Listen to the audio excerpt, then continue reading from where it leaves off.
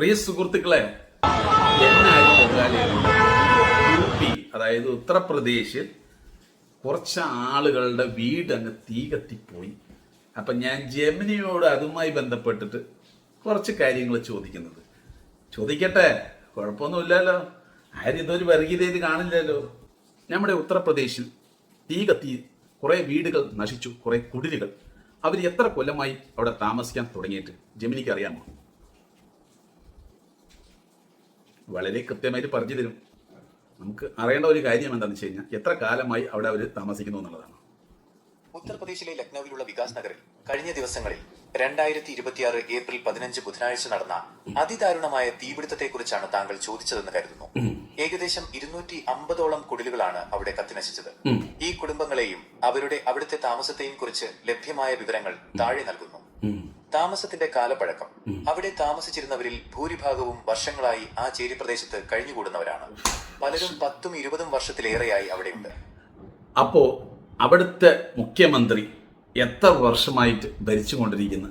ആരാണ് മുഖ്യമന്ത്രി? നോക്കാം, അതും കൂടെ അറിയണമല്ലോ.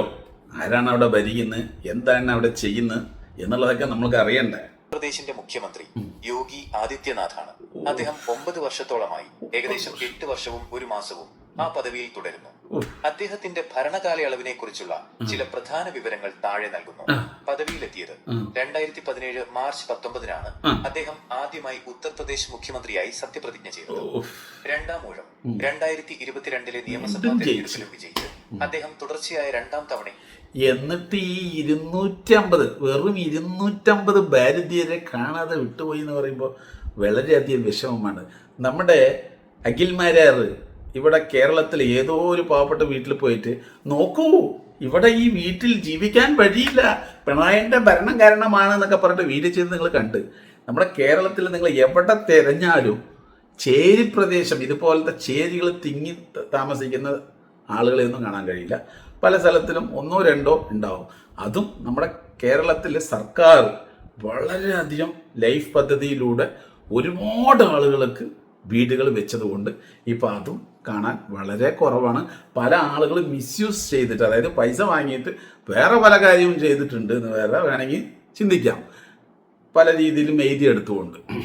പിന്നെ വീട് കിട്ടിയ ആൾക്കാർ പണിക്കും പോകാതെ പല ആളുകളും, കാരണം ചില വീട്ടിലെ കാരണവന്മാർ ഉള്ളു വള്ളടിയായിരിക്കും, എന്നിട്ട് അവന്മാർ മര്യാദയ്ക്ക് പണിക്ക് പോകില്ല.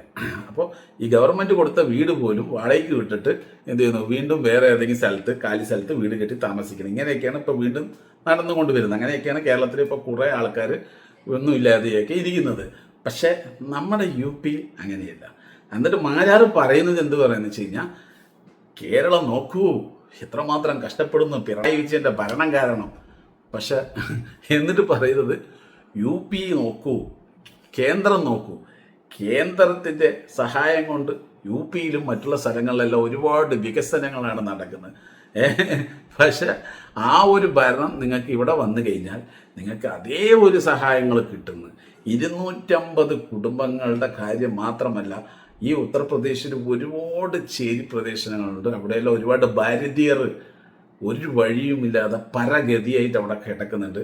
പക്ഷെ വലിയ വലിയ കുത്തക മുതലാളിമാരുടെ ബിൽഡിങ്ങുകളും കെട്ടിടങ്ങളൊക്കെ ഉയർന്നു വരുന്നുണ്ട്. അതിൻ്റെ കാരണങ്ങളൊന്നും നമ്മൾ പറയുന്നില്ല, പറഞ്ഞാൽ നമ്മൾ ഭാരതീയനില്ലാതായിപ്പോവും. അപ്പോൾ പ്രിയ സുഹൃത്തുക്കളെ, എന്തുകൊണ്ട് 9 വർഷത്തിൻ്റെ അടുത്ത് ഒരു മുഖ്യമന്ത്രി ഭരിച്ചിട്ട് ഈ പാവപ്പെട്ട ചേരിയിൽ താമസിക്കുന്ന ഭാരതീയർക്ക് സഹായിക്കാൻ കഴിഞ്ഞില്ല എന്നുള്ളത് നിങ്ങളുടെ വിലപ്പെട്ട അഭിപ്രായം കമൻറ്റിൽ പറയുക. എന്നാരും പൊങ്കാലി ഇടണ്ട. ഇതിൻ്റെ ഉത്തരമാണ് എനിക്ക് വേണ്ടത്.